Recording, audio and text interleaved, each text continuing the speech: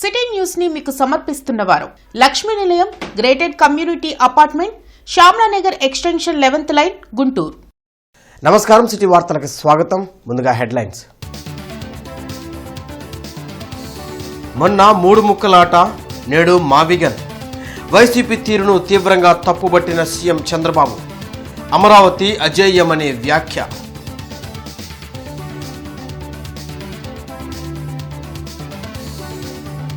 రాజధాని గ్రామాల్లో పర్యటించిన మంత్రి నారాయణ. ల్యాండ్ పూలింగ్ అనుమానాలపై రైతులకు నివృత్తి.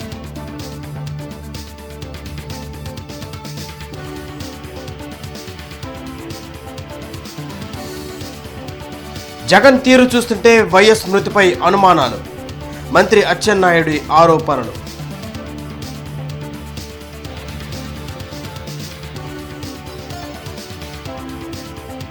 బ్యాంకర్లతో సమన్వయ సమావేశం నిర్వహించిన ఎస్పీ వకుల్ జిందాల్. సైబర్ నేరాల నియంత్రణకు ఐక్యంగా పనిచేయాలని సూచన. ఇంటర్నెట్ చరిత్రలో సంచలనం సిటీ బ్రాడ్బ్యాండ్. ఇప్పుడు ఇంటింటికి ఇంటర్నెట్, సిటీ నుంచి గ్రామం వరకు అదే స్పీడ్. మీరు ఈ రోజే సిటీ బ్రాడ్బ్యాండ్ కుటుంబంలో చేరండి. మొన్న మూడు ముక్కలాట, ఇప్పుడు మావిగన్. రాష్ట్రాన్ని జగన్ ఏం చేయాలనుకుంటున్నారో చెప్పాలని ముఖ్యమంత్రి చంద్రబాబు నిలదీశారు. వేమూరు నియోజకవర్గంలో సీఎం చంద్రబాబు పర్యటించారు. మీ భూమి మీ హక్కు కార్యక్రమంలో పాల్గొని పట్టాదారు పాస్ పుస్తకాలను పంపిణీ చేశారు. అధికారంలో ఉంటే విధ్వంసం, లేకపోతే బెదిరింపులకు పాల్పడటం మాత్రమే వైసీపీకి తెలుసని ధ్వజమెత్తారు. కన్న తల్లిని చెల్లిని రోడ్డెక్కించిన వ్యక్తికి మహిళల గురించి మాట్లాడే హక్కు ఎక్కడదని ప్రశ్నించారు. రాజధాని అమరావతి కోసం పోరాటం చేసిన మహిళలను అప్పటి వైసీపీ ప్రభుత్వం దారుణంగా అవమానించడం తనను కలిచివేసిందన్నారు. ఎన్డీఏలో ఉండే భాగస్వాములు సపోర్ట్ చేస్తే పర్వాలేదనుకుంటాం. ఎన్డీఏలో ఉండే వాళ్లే కాకుండా మిగిలిన అందరూ కూడా సపోర్ట్ చేశారు. ఒకే ఒక్క పార్టీ, ఇంకో పార్టీ. మొన్న మూడు ముక్కలాట, ఇప్పుడు మావిగన్. వాటికన్ అలా సంతోషం. ఆడబిడ్డల గౌరవాన్ని గురించి మాట్లాడుతున్నాడు. అమరావతి ఆడబిడ్డల్ని ఎన్ని అవమానాలు చేశారు. సోషల్ మీడియాలో పెట్టి ఎంత క్యారెక్టర్ అసాసినేషన్ చేశారు. కడాన మా మిస్సెస్ ను కూడా ఏ విధంగా చేశారు. ఆయన మిస్సెస్ ని చేస్తే నేను ఖండించా. కనీస సభ్యత లేదు. ఇలాంటి వాళ్ళని ఏమనాలి నాకైతే అర్థం కాదు. ఇప్పుడు అంటున్నా మళ్ళీ అమరావతి కట్టలేమంట. నీలాంటి 1000 మంది కాదు సైకోలు ఎవడొచ్చినా అమరావతి ఆగదు. సోషల్ మీడియాకు 13 ఏళ్లలోపు పిల్లల్ని దూరంగా ఉంచడంపై విధి విధానాలను తయారు చేసి ముసాయిదా చట్టాన్ని సిద్ధం చేయాలని మంత్రి నారా లోకేష్ అధికారులను ఆదేశించారు. చిన్నపిల్లలను సోషల్ మీడియాకు దూరంగా ఉంచేందుకు విధి విధానాల తయారీ, చట్ట రూపకల్పనపై ఉండవల్లి నివాసంలోని మంత్రుల బృందం సోషల్ మీడియా ప్లాట్ఫామ్ల ప్రతినిధులు, అధికారులతో సమావేశమైంది. సోషల్ మీడియా దుష్ప్రభావానికి లోను కాకుండా 13 నుంచి 16 సంవత్సరాల పిల్లలకు వయసు ఆధారిత కంటెంట్ను అందుబాటులో ఉంచే విధంగా విధి విధానాలను రూపొందించాలని మంత్రి నారా లోకేష్ ఆదేశించారు. సోషల్ మీడియాలో మహిళల పట్ల అవమానకరమైన, విద్వేషపూరిత వ్యాఖ్యలు చేసే వారిపై కఠినంగా వ్యవహరిస్తామన్నారు. పిల్లల డిజిటల్ భద్రత, శ్రేయస్సు, లీగల్ మెకానిజం ఫ్రేమ్వర్క్పై ఇతర రాష్ట్రాలు, దేశాల్లో అనుసరిస్తున్న అత్యుత్తమ విధానాలను అధికారులు అధ్యయనం చేయాలన్నారు. సైబర్ నేరాలను జయించడానికి ఐక్యంగా అనే నినాదంతో గుంటూరు జిల్లా పోలీస్ కార్యాలయం కాన్ఫరెన్స్ హాల్లో ఎస్పీ వకుల్ జిందాల్ బ్యాంకర్లతో సమన్వయ సమావేశం నిర్వహించారు. ఈ సందర్భంగా ఎస్పీ మాట్లాడుతూ దేశవ్యాప్తంగా మరియు ముఖ్యంగా గుంటూరు జిల్లాలో డిజిటల్ అరెస్ట్, ఇన్వెస్ట్మెంట్ స్కామ్లు, WhatsApp, Facebook, impersonal, phishing, fake loan apps, OTP మోసాలు, మ్యూల్ అకౌంట్స్, హనీ ట్రాప్ వంటి సైబర్ నేరాలు రోజురోజుకు పెరుగుతున్నాయని తెలిపారు. ప్రజలు తమ కష్టార్జిత డబ్బును కోల్పోతున్న నేపథ్యంలో బ్యాంకులు మరియు పోలీసు శాఖలు కలిసి పనిచేయడం అత్యవసరమని పేర్కొన్నారు. ఈ సందర్భంగా బ్యాంకర్లకు ఎస్పీ కొన్ని కీలక సూచనలు చేశారు. సైబర్ మోసాలకు సంబంధించిన అనుమానాస్పద ఖాతాలను వెంటనే ఫ్రీజ్ చేయాలని అన్నారు. కోర్టు ఆదేశాలు వచ్చిన వెంటనే అకౌంట్లను అన్ఫ్రీజ్ చేయాలని తెలిపారు. బాధితులకు 1930 హెల్ప్ లైన్ మరియు cybercrime.gov.in ద్వారా ఫిర్యాదు నమోదు చేయడంలో సహాయం చేయాలని తెలిపారు. Even though we are not able to trace the accused, even though we are not able to trace to whom the bank account belongs to, when the money is frozen, So ఏదైనా cyber crime జరిగినాక 193 recall చేసినాక if the money is frozen in some bank account, there is a possibility of getting a court order where the court says that the frozen amount may be returned to the victim. So I think all of you must have received such orders. So I think all of you are familiar with it. But in many cases what happens, those orders are not being honored by the banks. So whenever such court order is coming, so it is aimed at the particular bank and the particular branch. So banks are taking a రాజధాని గ్రామాల్లో మంత్రి నారాయణ పర్యటించారు. MLA భాష్యం ప్రవీణ్తో కలిసి కర్లపూడి ఎండ్రాయి గ్రామాల్లో రైతులతో సమావేశం నిర్వహించారు. అమరావతి విస్తరణలో భాగంగా పలు ప్రాజెక్టుల కోసం ఇటీవలే ప్రభుత్వం 2వ విడత ల్యాండ్ పూలింగ్ ను చేపట్టింది. ల్యాండ్ పూలింగ్ పై రైతులకు ఉన్న అనుమానాలను మంత్రి నివృత్తి చేశారు. 2 గ్రామాల్లో 85 ఎకరాల భూమిని రైతులు మంత్రి నారాయణ సమక్షంలో ల్యాండ్ పూలింగ్ కు సిఆర్డీఏకు అందించారు. ఎక్కడైతే యూనిట్లు రాలేదో నిన్న కూడా కమిషన్ ఎక్కడైనా రాదు వచ్చే వాటిని పడుతుంది అక్కడే పెట్టండి పెట్టినట్టు పెట్టద్దు చెప్పారు. ఇంకొచ్చే వాటిలో వస్తాయి లెక్కల్లో ఇట్లా. కమిషనర్ మయూర్ అశోక్ బాలాజీనగర్, ఎల్బీ నగర్ తదితర ప్రాంతాల్లో పర్యటించి క్షేత్రస్థాయిలో పారిశుద్ధ్య పనుల తీరుని పరిశీలించారు. ఈ సందర్భంగా కమిషనర్ మయూర్ అశోక్ మాట్లాడుతూ పారిశుద్ధ్య పనుల్లో ప్రజలు సంతృప్తి చెందేలా పనితీరు మెరుగుపరుచుకోవాలని, ఇప్పటికే పలుమార్లు హెచ్చరికలు జారీ చేసినప్పటికీ ప్రజారోగ్య అధికారులు మరియు సచివాలయ కార్యదర్శుల పనితీరులో ఆశించిన మార్పు రాకపోవడంపై ఆయన ఆగ్రహం వ్యక్తం చేశారు. బాలాజీనగర్, రాజీవ్ గృహకల్ప మెయిన్ రోడ్ చెత్త కుప్పలు, డ్రైన్లలో మురుగుపారుదల లేకుండా ఉండడం, సచివాలయ కార్యదర్శులు పిన్ పాయింట్ ప్రోగ్రాం ప్రకారం క్షేత్రస్థాయిలో పనులు చేయించకపోవడం, డివిజన్లో బాధ్యతాయుతంగా పారిశుద్ధ పనులను పర్యవేక్షణ చేయడంలో ఇన్స్పెక్టర్ నిర్లక్ష్యంపై ఇన్స్పెక్టర్ని విధుల నుండి సస్పెండ్, కార్యదర్శులకు షోకాజ్ నోటీసులు జారీ చేయాలన్నారు. వార్డుల వారీగా భవన నిర్మాణ వ్యర్థాలు శనివారం నాటికి క్లియర్ చేయాలన్నారు. బాలాజీనగర్, రాజీవ్ గృహకల్ప వద్ద జరుగుతున్న డ్రైన్ వర్క్ వేగం చేపట్టాలని, నిర్మాణానంతరం వ్యర్థాలను సదరు కాంట్రాక్టరే తొలగించాలని డీఈకి స్పష్టం చేశారు.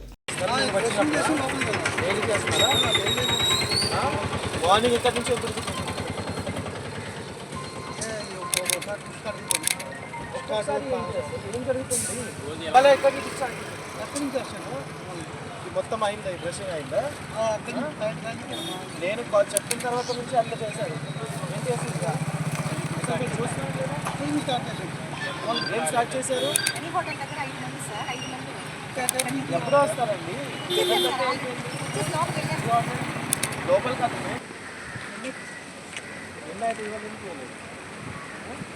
పదవీ వ్యామోహం తప్ప జగన్కు మరో ఆలోచన లేదని మంత్రి అచ్చెన్నాయుడు విమర్శించారు.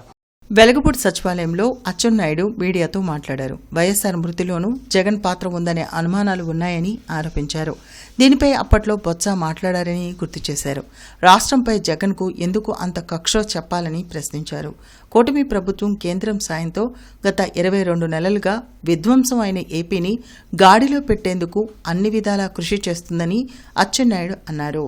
రాజశేఖర్ రెడ్డి గారు చనిపోయే సమయంలో నువ్వు ఎక్కడున్నావో చెప్పవలసినటువంటి బాధ్యత. అదే సమయంలో ఈ పార్టీలో ముఖ్య నేతగా ఉన్నటువంటి బొత్స సత్యబాబు గారు బహిరంగంగా వైఎస్ మృతి వెనక జగన్ హస్తం ఉందని సాక్షాత్తు నీ దగ్గర ఉన్నటువంటి బొత్స సత్యబాబు గారు ఆ వేళ మాట్లాడారు. కానీ మేము ఆ రోజు అంత సీరియస్ గా తీసుకోలేదు. తరువాత పరిణామాలన్నీ కూడా చూస్తుంటే ఒక సైకోకి పదవీ వ్యామోహం వస్తే తండ్రినైనా వదలడు, బాబాయినైనా వదలడు, తల్లినైనా వదలడు, చెల్లినైనా వదలడు, ఈవెన్ పార్టీ వాళ్ళనైనా సరే వదలడని తరువాత జరిగినటువంటి పరిణామాలన్నీ కూడా మనం చూస్తున్న విషయం కూడా ఈ సందర్భంగా తెలియజేస్తుంది. ముఖ్యమంత్రి చంద్రబాబు అధ్యక్షతన వెలగపూడి సచివాలయంలో ఈరోజు కేబినెట్ సమావేశం జరగనుంది.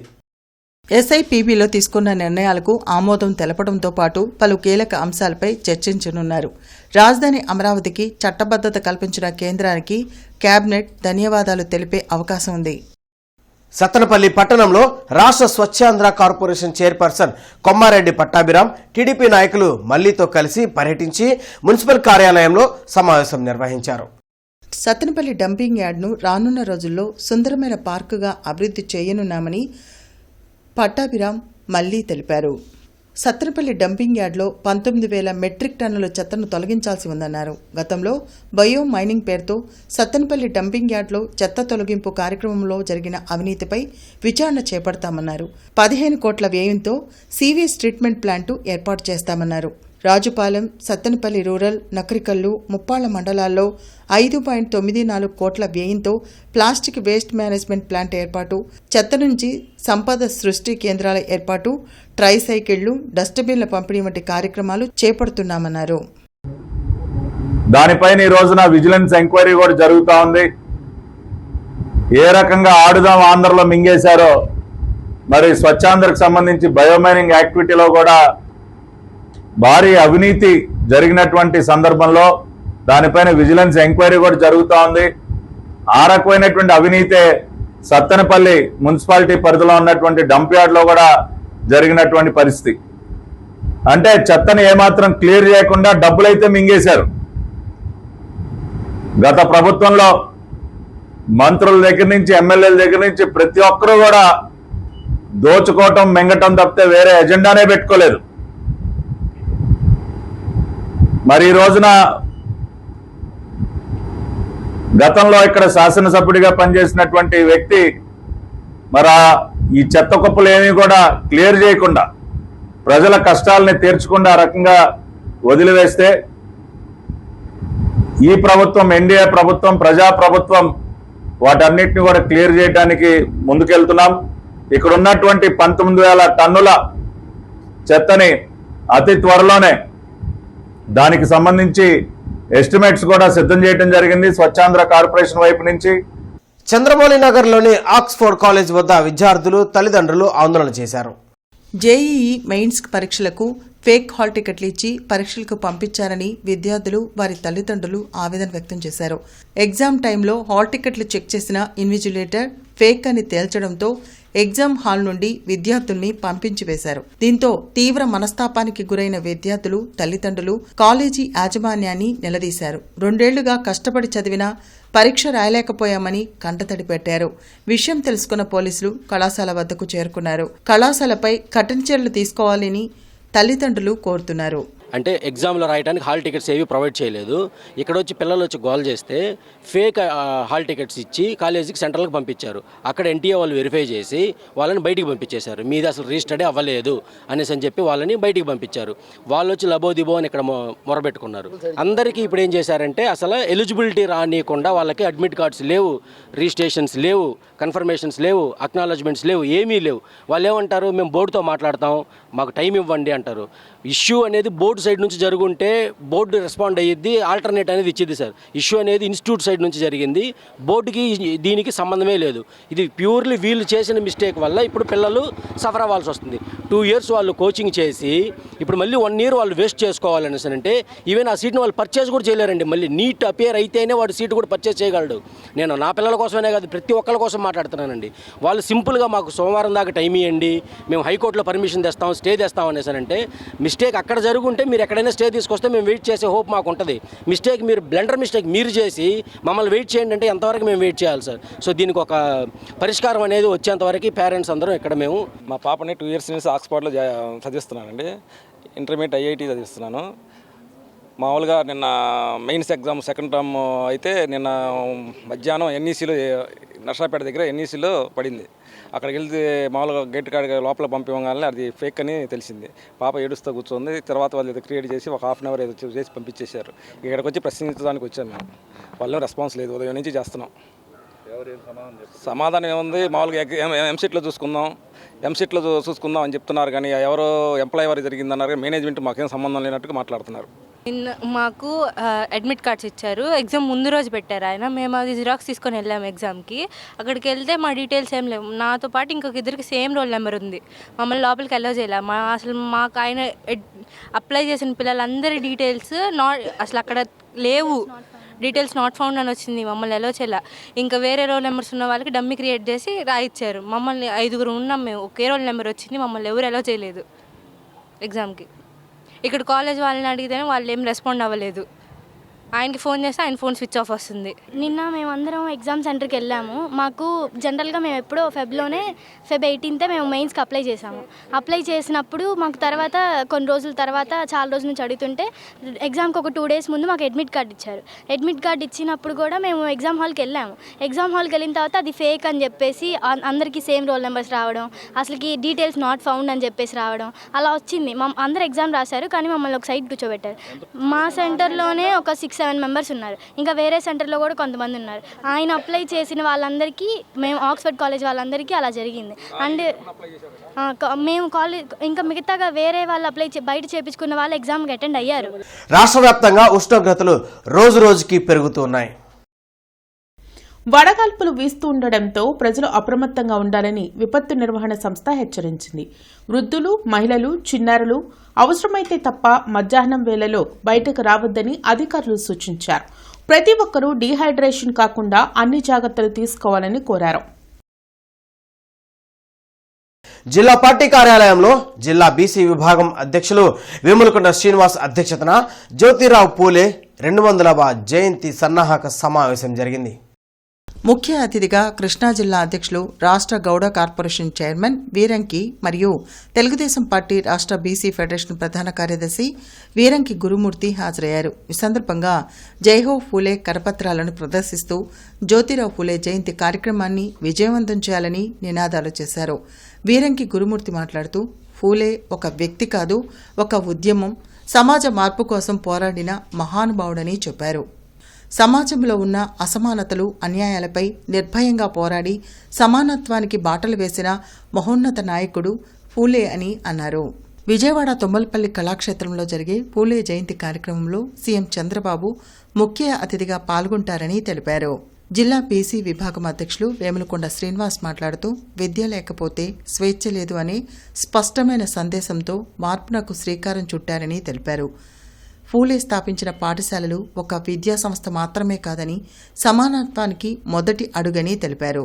ఈ సమావేశంలో రాష్ట్ర వడ్డెర కార్పొరేషన్ చైర్మన్ మల్లె ఈశ్వరరావు, రాష్ట్ర శాలివాహన కార్పొరేషన్ చైర్మన్ పేరేపి ఈశ్వర్, రాష్ట్ర భట్రాజు కార్పొరేషన్ చైర్మన్ సరికొండ వెంకటరాజు, గుంటూరు పశ్చిమ పరిశీలకుడు సింహాద్రి కనకాచారి, రాష్ట్ర నాయీ బ్రాహ్మణ కార్పొరేషన్ డైరెక్టర్ మద్దిరాల గంగాధర్, అడకా శ్రీనివాసరావు, ఉప్పుటూరు పేరయ్య, గట్టి శ్రీనివాస్, తాడిబోయిన చిరంజీవి తదితరులు పాల్గొన్నారు.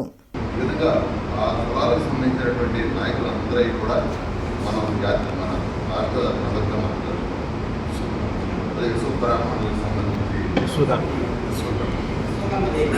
జయంతిని, ఇట్లా శాలివాహనుల అమ్మమ్మ గారి జయంతి, ఈ విధంగా ఏంటంటే పండుగలాగా ప్రభుత్వమే చేస్తాం మొట్టమొదటిసారి.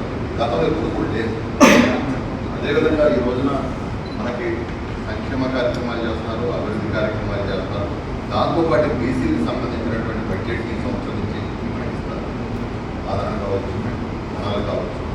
ఈ కార్యక్రమానికి మనకి మనం గత ప్రభుత్వం పెట్టిన ఇబ్బందులకి ఆ కార్యక్రమాలన్నింటికీ మనతో పాటు పుట్టిన మన సహచరుడు ఈరోజు మన మధ్యలో లేరు.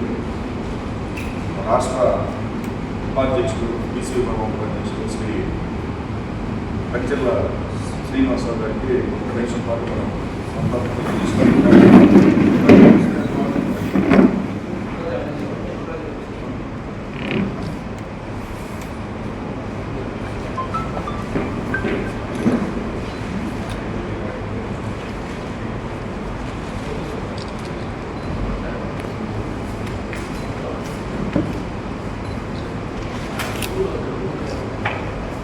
వైసీపీ అధినేత జగన్ పై ఏబిఎన్ అధినేత రాధాకృష్ణ అనుచిత వ్యాఖ్యలు చేశారంటూ ఆ పార్టీ జిల్లా అధ్యక్షులు అంబటి రాంబాబు పట్టాభిపురం పోలీస్ స్టేషన్లో ఫిర్యాదు చేశారు.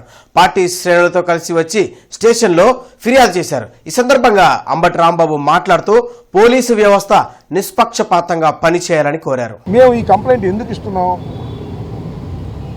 రాధాకృష్ణ ఆంధ్రజ్యోతి ఆయన వీకెండ్ కార్యక్రమంలో మహిళల్ని ఉద్దేశించి, మా భార్యలను ఉద్దేశించి, మహిళలు కూడా కాదు, మా భార్యలను ఉద్దేశించి చాలా చెడ్డగా మాట్లాడాడు. మీరు ఇంతకు ముందు విన్నారు, మరొకసారి చెప్తా. జగన్మోహన్ రెడ్డి గారు మా నాయకులందరినీ పిలిచి, మీ భార్యలు కాదు అంటే, అవును మా భార్యలు కాదని భావించి వారి చెల్లెళ్ళగా భావించి మేము వారికి పెళ్లి సంబంధాలు చూసి పంపిస్తాము. ఆ విధంగా వెన్నెముక లేని నాయకులుగా మమ్మల్ని చిత్రీకరించారు.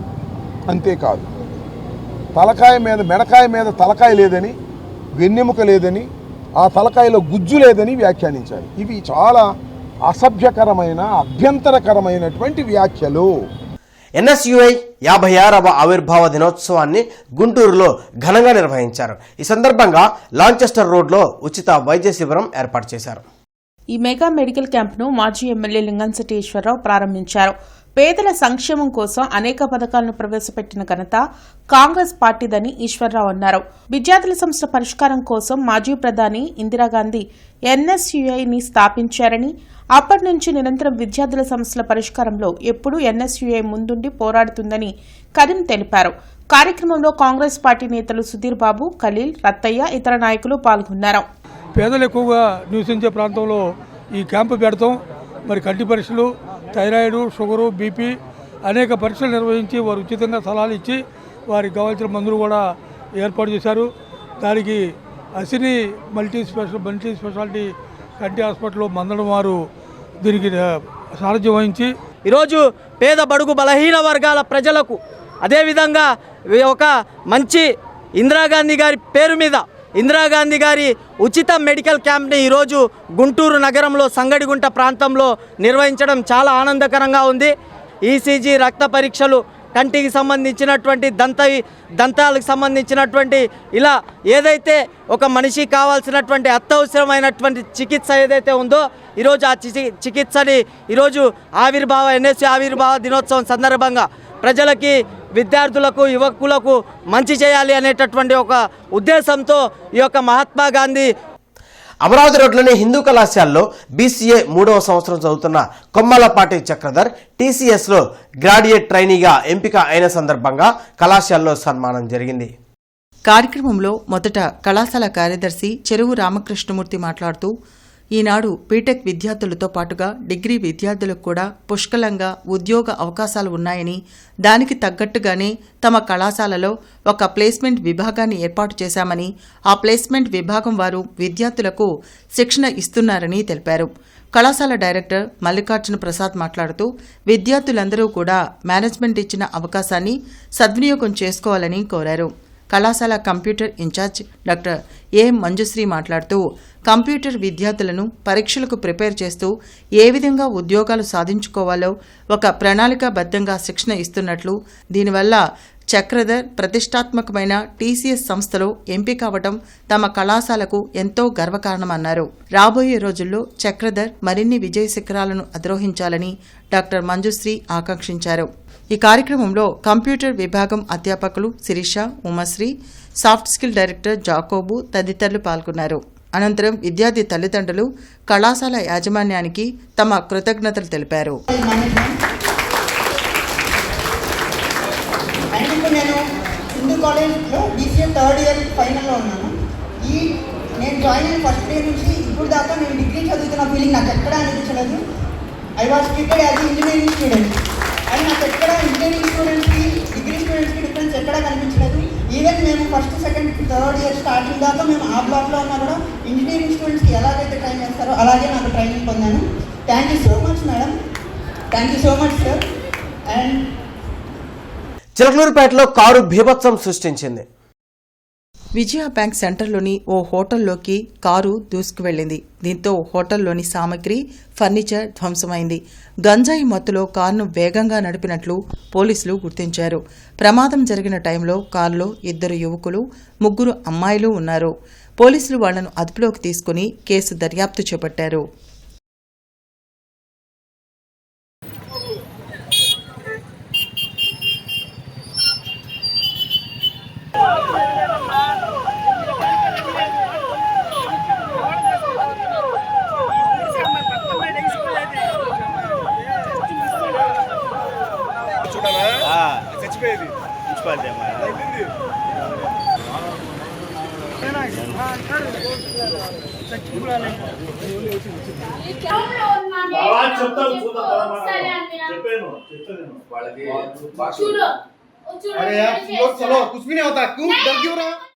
సిపిఐ మాజీ ప్రధాన కార్యదర్శి చండ్ర రాజేశ్వరరావు 32వ వర్ధంతిని కొత్తపేటలోని మల్లయ్య లింగం భవన్లో నిర్వహించారు.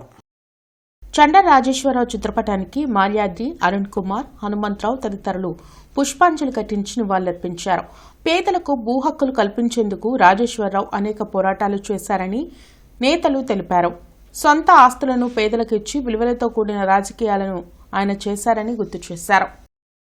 కమ్రేడ్ చండ్ర రాజేశ్వరరావు వారు ఉన్నత కుటుంబంలో జన్మించి వారికి వచ్చినటువంటి వాటాకు వచ్చినటువంటి చెల్లాపల్లిలో వారి ఆస్తి ఏదైతే కూడా 400 ఎకరాలని పైసీలకు పేదలందరికీ పంచడమే కాకుండా చెల్లాపల్లి జమీందారీ వ్యవస్థకు వ్యతిరేకంగా పోరాడి భూములన్నీ కూడా పంచించడమే కాకుండా దేశవ్యాప్తంగా కూడా భూ పోరాటాన్ని నిర్వహించి అన్ని రాష్ట్రాల్లో కూడా పర్యటించి భూ పోరాటం ద్వారా పేదలకి ఇల్లు అట్లాగే దున్నటానికి భూమి కూడా ఏర్పాటు చేయడమే కాకుండా ఈ మతోన్మాదానికి వ్యతిరేకంగా మరి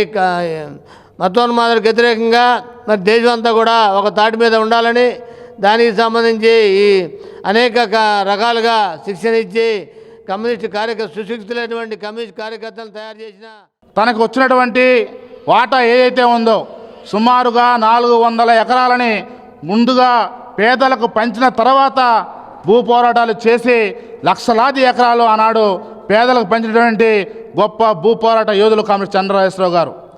వారి యొక్క జీవితాన్ని ఆదర్శంగా తీసుకొని నేడు ఉన్నటువంటి సమాజంలో ఉన్నటువంటి రుగ్మతలపైన, నేడు ఈ సమాజంలో ఉన్నటువంటి ఆర్థిక అసమానతలపైన భారత కమ్యూనిస్టు పార్టీగా ముందుకు పోతామని చెప్పేసి సిపిఐగా తెలియజేస్తా ఉన్నాం. నూతనంగా జూనియర్ సివిల్ జడ్జిగా ఎన్నికైన షేక్ రేష్మాకు బార్ అసోసియేషన్ ప్రాంగణంలో ముస్లిం సేన రాష్ట్ర అధ్యక్షులు న్యాయవాది షేక్ సుభాని ముస్లిం న్యాయవాదుల ఆధ్వర్యంలో అభినందన కార్యక్రమం ఏర్పాటు చేశారు. ఈ సందర్భంగా సుభాని మాట్లాడుతూ ముస్లిం మహిళలు ఇంటికి పరిమితం కాకుండా అనేక రంగాల్లో మహిళలు రాణించాలని కోరారు. ఈ సందర్భంగా రేష్మా మాట్లాడుతూ జడ్జిగా ఎన్నిక కావటానికి ముఖ్యంగా తన తండ్రి, భర్త సహకారంతోనే జడ్జిగా అయ్యానని ఈ సందర్భంగా వారికి ప్రత్యేక అభినందనలు తెలిపారు. కష్టపడి శ్రద్ధతో ఎంత విజయమైనా సాధించవచ్చని పేర్కొన్నారు. ఈ కార్యక్రమంలో సీనియర్ న్యాయవాదులు సయ్యద్ బాబు, దాదా కరీం, సురేష్, పట్టాభిరాముడు, షేక్ జులానీ తదితరులు పాల్గొన్నారు.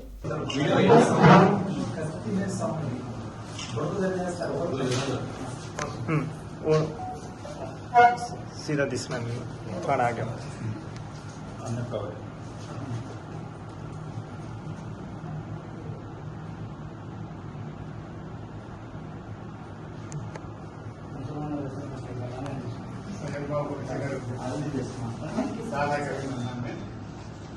రెండు 2026-27 ఆర్థిక సంవత్సరానికి సంబంధించిన ఆస్తి పన్ను ఏకమొత్తంగా చెల్లిస్తే అసలుపై 5% రాయితీని రాష్ట్ర ప్రభుత్వం ప్రకటించింది. జీఎంసీ పన్ను చెల్లింపు కేంద్రాలు అందుబాటులోకి వచ్చాయని కమిషనర్ తెలిపారు. ఈఆర్పీ సర్వర్ని అప్డేట్ చేసినట్టు సీడీఎంఏ తెలిపారు. 2025-26 బకాయిలు ఏకమొత్తం చెల్లింపుపై వడ్డీలు 50% రాయితీకి చివరి అవకాశం ఈ నెలాఖరు వరకే గడువు ఉందని తెలిపారు. పన్ను చెల్లింపుదారులకు వీలుగా నగరపాలక సంస్థ సర్కిల్ కార్యాలయంలో ఉదయం 7 గంటల నుండి రాత్రి 9 గంటల వరకు క్యాష్ కౌంటర్లు పనిచేయనున్నాయి. ప్రజలకు ఇబ్బంది లేకుండా క్యాష్ కౌంటర్ల వద్ద టెంట్లు, తాగునీటి సదుపాయాలు కల్పించాలని అధికారులను కమిషనర్ కె మయూర్ అశోక్ ఆదేశించారు. పన్ను బకాయిదారులు ఈ అవకాశాన్ని సద్వినియోగం చేసుకోవాలని కమిషనర్ కోరారు. 8వ పోషణ్ పక్వాడా పోస్టర్ను అమరావతి మండల కేంద్రంలో ప్రారంభించారు. అమరావతి మండల కేంద్రంలో సత్యసాయి కళ్యాణ మండపంలో స్వర్ణగ్రామ ఆరోగ్య దర్శిని కార్యక్రమంలో భాగంగా ఈ పోస్టర్ను ప్రారంభించారు. పల్నాడు జిల్లా కలెక్టర్ కృతికా శుక్ల, పల్నాడు జిల్లా వైద్య శాఖ అధికారి రవి ఈ కార్యక్రమంలో మండల స్థాయి అధికారులు, అంగన్వాడీ టీచర్లు పాల్గొన్నారు.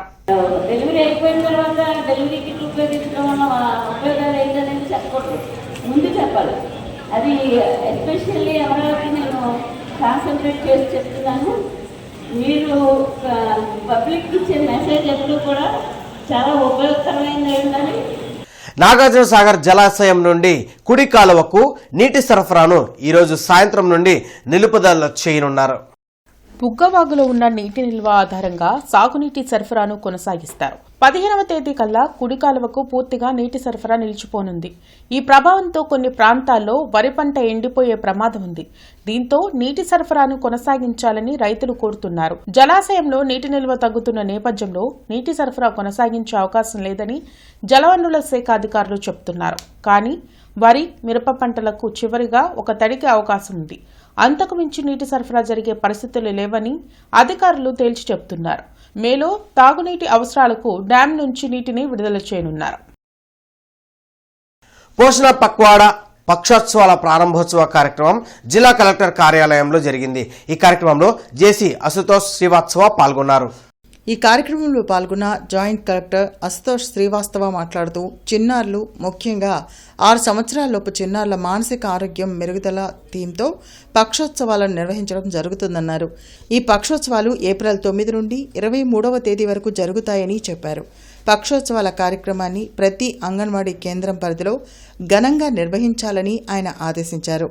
ఇందులో అన్ని శాఖలను సమన్వయం చేయాలని, ప్రజాప్రతినిధులను సైతం భాగస్వామ్యం చేసి విజయవంతం చేయాలని ఆయన సూచించారు. భారత ప్రభుత్వం ప్రతిష్టాత్మకంగా చేపడుతున్న 2027 జనాభా గణన కార్యక్రమాన్ని విజయవంతం చేసేందుకు నగర ప్రజలందరూ జీఎంసీకు పూర్తి స్థాయిలో సహకరించాలని కమిషనర్ మయూర్ అశోక్ కోరారు. ఈ సందర్భంగా కమిషనర్ మాట్లాడుతూ తొలిసారిగా జనాభా గణన పూర్తిగా డిజిటల్ విధానంలో జరుగుతుందని తెలిపారు. ఎన్యూమరేటర్లు క్షేత్రస్థాయిలో తమ స్మార్ట్ ఫోన్లలో ప్రత్యేక మొబైల్ యాప్ను ఉపయోగించి వివరాలు నమోదు చేస్తారని తెలిపారు. ఇంటర్నెట్ చరిత్రలో సంచలనం సిటీ బ్రాడ్బ్యాండ్. ఇప్పుడు ఇంటింటికి ఇంటర్నెట్, సిటీ నుంచి గ్రామం వరకు అదే స్పీడ్. మీరు ఈ రోజే సిటీ బ్రాడ్బ్యాండ్ కుటుంబంలో చేరండి. నేటి మిర్చి ధరలు ఇలా ఉన్నాయి. నాన్ ఏసీ మిర్చి ధరలు కామన్ వెరైటీ 334 రకం minimum 13,500, maximum 22,500, model 22,000. Number 5 minimum 14,500, maximum 22,000, model 20,500 రూపాయలు. 273 రకం మినిమం 14,000, మాక్సిమం 21,500, మోడల్ 21,000. 341 రకం minimum 14,000, maximum 22,000, model 21,000. Special variety Teja రకం minimum 13,000, maximum 19,300, model 19,000. Byadgi 355 minimum 14,000, maximum 23,000, model 22,000. దేవనారు deluxe minimum 15,500, maximum 22,500, model 21,500. Armoor రకం మినిమం 13,500, మాక్సిమం 18,000, మోడల్ 17,500 రూపాయలు. మిర్చి తాలూకాయ కామన్ వెరైటీ 334 రకం minimum 7,500, maximum 10,500, model 10,000. Number 5 minimum 7,500, maximum 10,000, model 9,600. 341 రకం minimum 8,000, maximum 12,000, model 11,000. Special variety Teja రకం minimum 7,500, maximum 9,800, model 9,500 రూపాయలు. బడిగి minimum 8,500, maximum 10,500, model 10,000 రూపాయలు. ఈ వార్తలంతా సమాప్తం. నమస్కారం. సిటీ న్యూస్ ని మీకు సమర్పించిన వారు Lakshmi Nilayam, gated community apartment, Shyamalanagar extension 11th line, Guntur.